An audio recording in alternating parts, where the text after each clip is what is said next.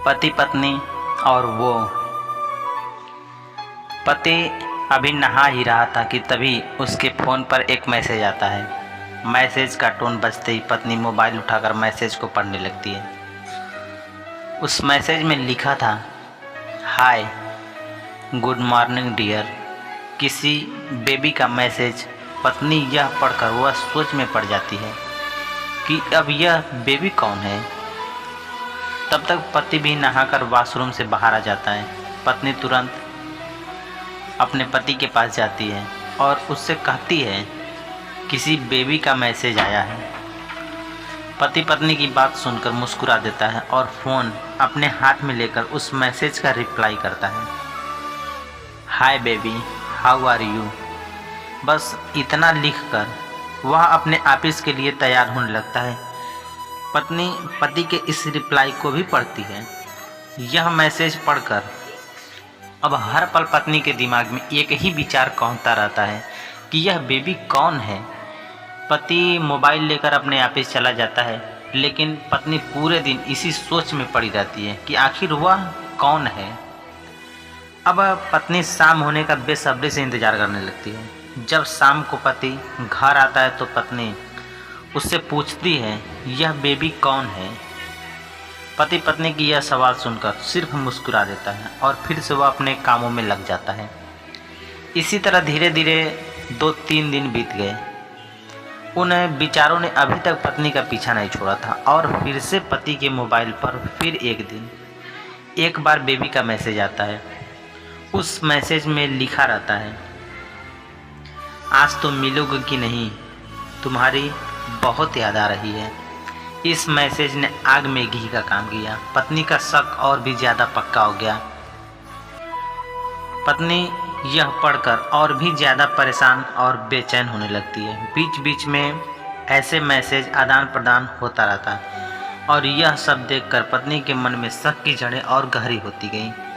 जब भी पत्नी अपने पति से पूछती तो पति उसके पूछने पर भी जवाब में सिर्फ मुस्कुराहट के अलावा और कुछ नहीं कहता। पत्नी कि अपने पति पर यह शक गुस्सा बनकर तब ज्वालामुखी तरह फट पड़ा जब एक दिन उसे अपने पति की जेब में सिनेमा की 2 टिकटें मिली। पत्नी यह देखकर एकदम बौखला गई और अपने पति से खूब झगड़ा करने लगी। पति उसे समझाने की बहुत कोशिश करता है, लेकिन पत्नी उसकी कोई भी बात सुनने को तैयार नहीं होती है। पति को भी उस पर गुस्सा आ जाता है और यह झगड़ा और भी ज़्यादा बढ़ जाता है। गुस्से में पति घर से बाहर निकल जाता है। पत्नी अपना सारा सामान पैक करती है और एक चिट्ठी में लिखती है कि मैं मायके जा रही हूँ, और हमेशा के लिए वह चिट्ठी घर में छोड़कर पत्नी घर छोड़कर चली जाती है। गुस्सा शांत होने पर जब पति शाम को घर आता है तो चिट्ठी पढ़कर उसके होश उड़ जाते हैं। किसी तरह धीरे धीरे 10 दिन बीत जाते हैं और गांव के उस घर पर डोरबेल बजती है जहां पत्नी रहने चली गई थी। पत्नी दरवाज़ा खोलती है। दरवाजे पर 10 साल की एक छोटी सी बच्ची, वह बच्ची अपने हाथों में चिट्ठी लिए खड़ी थी। वह बच्ची पत्नी को वह चिट्ठी देती है। बच्ची से वह चिट्ठी लेकर पत्नी चिट्ठी खोलकर उसे पढ़ने लगती है। उस चिट्ठी में लिखा था, डियर वाइफ, जिस बेबी की वजह से हम दोनों में इतने झगड़े हुए और तुम हमारा घर छोड़कर यहाँ चली आई, यह बच्ची जो अभी तुम्हारे सामने खड़ी है वह वही बेबी है। अनाथ आश्रम की एक प्यारी बच्ची। इसी के साथ मैं बातें करता था, सिनेमा जाता था। पहली बार जब तुमने बेबी के बारे में पूछा था तो मैंने जानबूझकर तुम्हें नहीं बताया था। सोचा था थोड़ा सा मजाक करता हूँ, देखता हूँ तुम्हें कैसे रिएक्ट करती हो, लेकिन मैंने यह कभी नहीं सोचा था कि तुम्हारा शक इतना बढ़ जाएगा कि तुम घर ही छोड़ दोगी। हाँ, सबसे ज़रूरी बात यह है, जो यह बेबी है ना, वह किसी और की नहीं बल्कि तुम्हारी ही बेटी है। रुको, अपने आप को संभालो और आगे की बात ध्यान से पढ़ो। हमारे शादी के 2 साल पहले की यह बात है। तुम जब अपने कॉलेज के लास्ट ईयर में थी तो तुम्हारे प्रोफेसर ने नोट्स लेने के बहाने तुम्हें बुलाया था और तुम्हें चाय में नशीली दवा मिलाकर तुम्हारे साथ ना करने वाला काम भी किया था। इसमें तुम्हारी कोई गलती नहीं थी, लेकिन कुदरत ने अपना काम किया और तुम्हारे पेट में इस बेबी को डाल दिया। काफ़ी प्रयास करने पर भी अबॉर्शन नहीं हुआ। जब तुम्हारे घर वालों को यह बात पता चली, तब तुम्हारे घर वालों ने समाज के डर से तुम्हें 6 महीने तक घर में ही रखा। तुम्हारे पिताजी खुद एक डॉक्टर हैं, इसलिए यह बिना माँ का बच्चा बड़ी आसानी से बिना किसी को कानों कान खबर हुए इस दुनिया में आया। भविष्य में तुम्हारी शादीशुदा ज़िंदगी में कोई प्रॉब्लम ना हो, इसलिए तुम्हारे पिताजी ने इस बच्ची को गांव के एक अनाथ आश्रम में छोड़ दिया।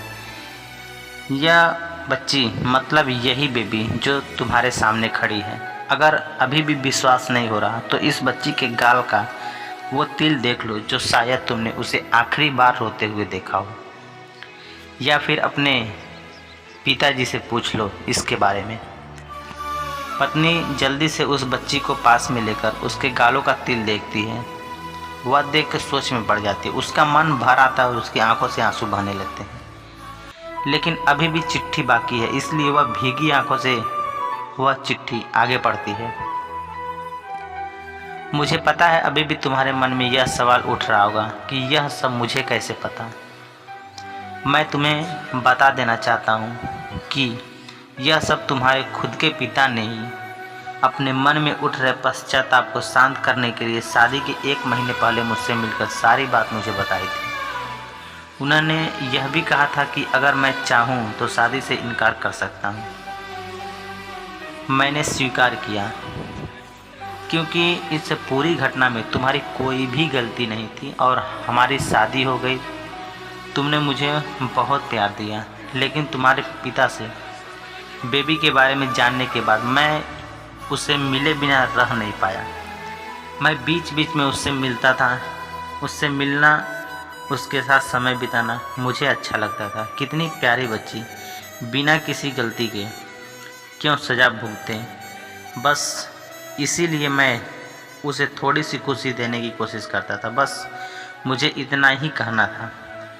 अब अगर तुम फिर से अपने घर आकर मेरे साथ रहना चाहो तो तुम आ सकती हो। अभी भी मेरे दिल में तुम्हारे सिवा कोई नहीं है और मैं तुम्हें अभी बेइंतहा प्यार करता हूँ।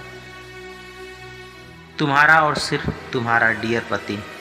पत्नी यह सब पढ़कर बिना एक क्षण की भी देरी किए पत्नी उस बच्ची को लेकर पति के घर पहुंची। पति गेट पर खड़े होकर अपने पत्नी का इंतजार कर रहा था। उसे पता था कि यह लेटर पढ़ने के बाद पत्नी सब कुछ समझ जाएगी और वह वापस आ जाएगी। पत्नी पति को देखते ही जोर जोर से रोने लगती है और अपने उस प्यारी सी बच्ची को लेकर अपने पति से गले लिपट कर रोने लगती है। पति के बहुत चुप कराने के बाद वह चुप होती है और तीनों खुशी खुशी अपने घर के अंदर चले जाते हैं। दोस्तों, कारण कुछ भी हो, अपने दोनों के बीच में कभी भी किसी को थोड़ी सी भी जगह मत दो, क्योंकि दुनिया में हर बीमारी का इलाज है, लेकिन शक नाम की बीमारी का कोई इलाज नहीं। मन शांत रखो, जो भी मन में आए एक दूसरे को बताओ। तो दोस्तों, अगर ये कहानी आप लोगों को अच्छी लगी हो तो कमेंट सेक्शन में कमेंट ज़रूर करिएगा, और अगर आप हमारे चैनल पर नए हैं तो हमारे चैनल को सब्सक्राइब करके हमें दिल से सपोर्ट करिए। बहुत ही जल्द मिलेंगे एक नए वीडियो के साथ। तब तक के लिए राधे राधे, जय श्री कृष्णा।